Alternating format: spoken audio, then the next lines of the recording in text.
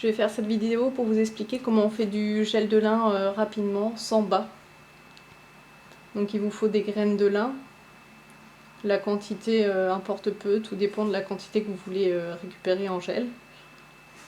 Il vous faut une casserole pour mettre de l'eau, ainsi qu'un chinois pour mettre les graines de lin, un verre pour mesurer, une cuillère pour mélanger la préparation, et puis un petit récipient où vous mettrez votre gel de lin.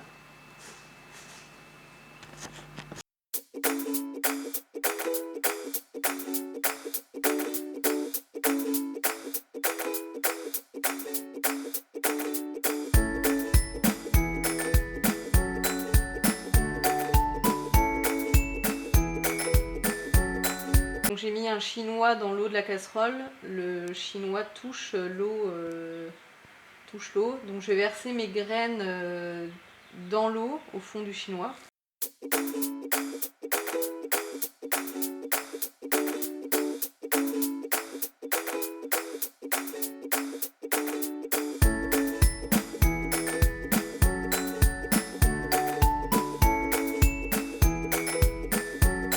Donc là je mélange bien pour que toutes les graines soient recouvertes. Donc vous voyez bien la texture un petit peu gélifiée des graines. Elles commencent à s'agglutiner entre elles.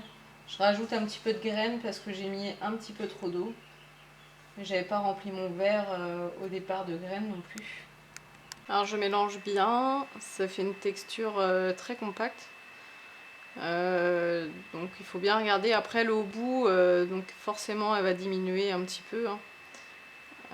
Donc j'appuie bien dessus pour libérer le gel.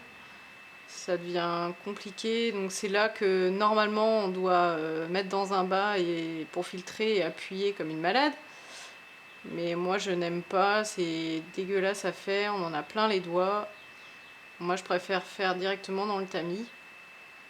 Donc voilà la texture, très compacte. Alors là je retire le tamis du feu et je vais appuyer sur les graines pour essayer de sortir un maximum de gel.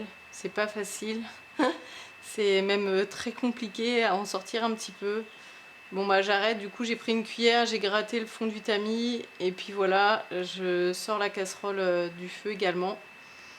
Et mon gel est terminé. Alors faut savoir que le gel de lin c'est assez liquide quand c'est chaud. Une fois que ça refroidit, ça devient un petit peu plus compact.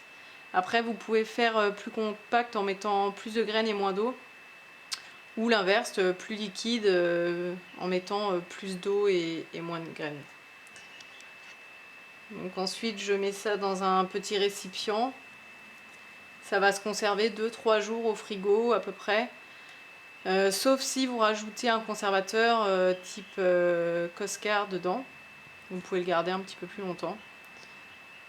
Bon, j'en ai fait un petit peu trop du coup, donc je mets dans un autre récipient.